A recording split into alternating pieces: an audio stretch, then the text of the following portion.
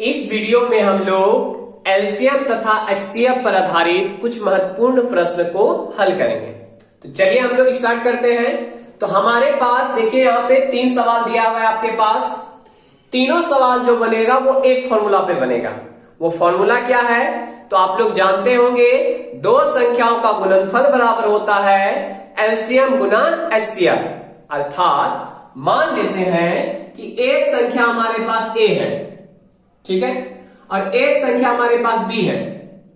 इन दोनों का जो गुणनफल होगा, गुणनफल मतलब गुणा करके जितना आएगा वो किसके बराबर होगा, तो इन दोनों के एलसीएम और एचसीएफ के गुणनफल के बराबर होगा। यानी कि दो संख्याओं का गुणनफल बराबर होता है एलसीएम गुना एचसीएफ। यानी कि ये आपका एक फॉर्मूला हो गया। अब इसी फॉर्मूला को हम लोग अगर शब्दों में लिखना चाहें तो कैसे लिख सकते हैं, तो ए मतलब हो गया पहली संख्या, तो ये हो जाएगा पहली संख्या गुणा बी मतलब दूसरी संख्या, तो दूसरी संख्या हो गया ये, बराबर हो जाएगा एलसीएम गुना एचसीएफ।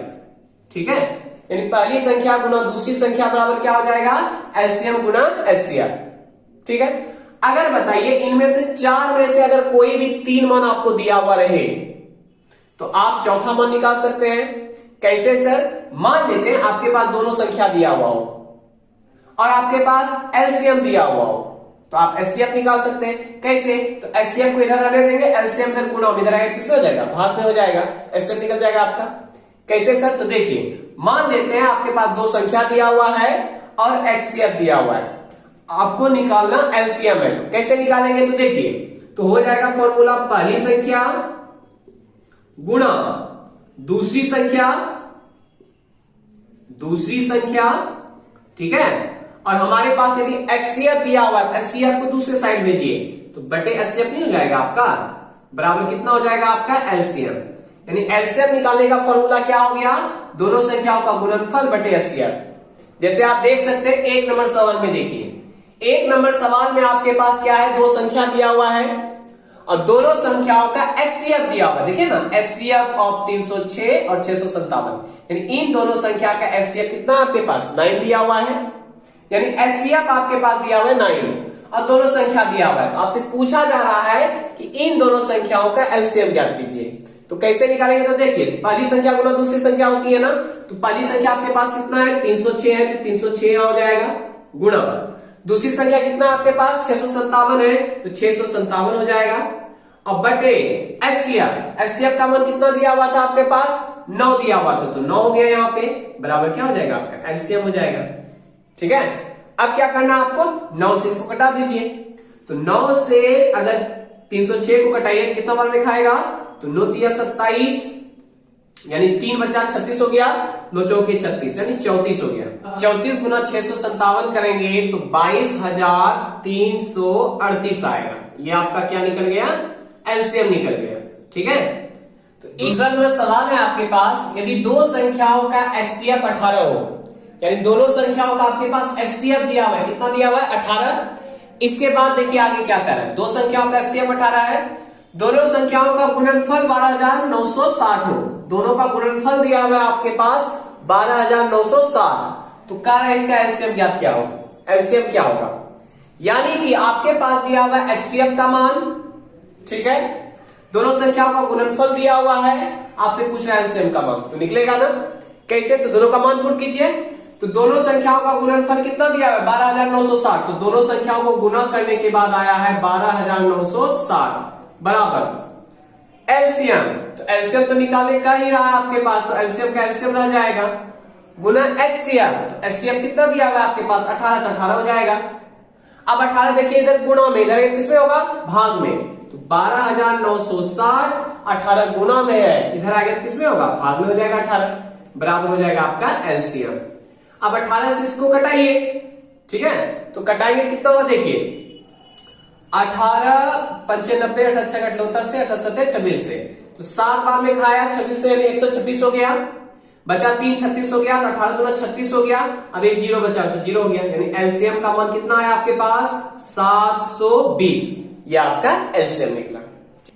तीसरा नंबर सवाल है आपके पास, यदि दो संख्याओं का एचसीएफ 23 हो और एलसीएम 1449 हो, ठीक है। तो कह रहा है यदि एक संख्या 161 हो तो दूसरी संख्या ज्ञात कीजिए। यानी कि इस सवाल में आपको एचसीएफ भी दिया हुआ है, एलसीएम भी दिया हुआ है और एक संख्या दिया हुआ है, तो आपको पूछ रहा है दूसरा संख्या क्या होगा। तो सभी का मान पुट कर दीजिए। तो फॉर्मूला है हमारे पास a इंटू बी बराबर एलसीएम गुना एचसीएफ।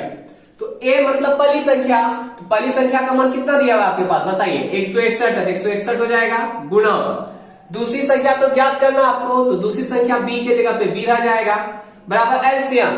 तो एलसीएम का मान कितना आपके पास 1449 है गुना एचसीएफ, एचसीएफ का मान कितना आपके पास 23 है, मान रख दिए। अब इसके बाद देखिए हमें निकालना है दूसरी संख्या, दूसरी संख्या मतलब b निकालना है। तो b बराबर क्या हो जाएगा 1449 गुना 23 और यहां पे देखिए तो 161 गुना में है ना, इधर आएगा किसमें होगा भाग में हो जाएगा, तो भाग में हो गया 161, ठीक है। अब क्या करना है 161 से इसमें भाग देना है और भाग देके इसको क्या कर देना है गुना कर देना है, ठीक है। तो चलिए पहले 23 से इसको कटाइए, तो 23 से 7 बार में कट जाना चाहिए, 7 बार में ये कट गया ना, देखिए तो 7 या 21 हो गया, 80 दो बचा 7 दूना 14, 14 2 16, 7 बार में कट गया। अब 7 से इसको कटा दीजिए, तो 7 से इसको कटाइएगा तो 7 दूना 14, अब 4 बचा हुआ नहीं खाएगा तो 0 हो गया और 49 हो गया, ये तो 7 49, यानी कि b का मान कितना है आपके पास 207, यानी दूसरी संख्या आपका 207 है। तो एलसीएम और एचसीएफ पर आधारित सवाल इस तरह से बनता है। अब इसी फॉर्मूला को ड्राइव करके ऐसे भी कभी कभी पूछ दिया जाता है आपसे कि LCM of A comma B बराबर क्या होगा बताइए। यानी कि ये कह रहा है कि दोनों संख्याओं का एलसीएम बराबर कितना होगा। तो सिंपल सी बात, एलसीएम निकाला था, एचसीएफ को इधर भेजेंगे तो क्या हो जाएगा a इंटू बी, देखिए यहाँ पे a इंटू बी था, हमें एलसीएम निकाला था, एचसीएफ को इधर भेजेंगे तो बटे एचसीएफ हो जाएगा, ठीक है। उसी प्रकार से अगर बोल दिया जाए एचसीएफ ऑफ ए बी, यानी कि a और b का एचसीएफ क्या होगा, a और b का एचसीएफ, तो क्या करेंगे एचसीएफ निकाला, एचसीएफ को इधर भेजेंगे तो a इंटू बी है ही आपके पास, अब भाग किससे लग जाएगा बताइए एलसीएम से लग जाएगा, ठीक है। इस चीज को याद रखिएगा। और कभी कभी क्वेश्चन इस तरह भी दे दिया जाता है कि एलसीएम गुना एचसीएफ बराबर क्या होगा, ठीक है। तो एलसीएम गुना एचसीएफ बराबर क्या होता है, दोनों संख्या गुणनफल, तो a इंटू बी हो जाएगा। तो ये था आपका एलसीएम और एचसीएफ पर आधारित सवाल। तब तक के लिए जय हिंद।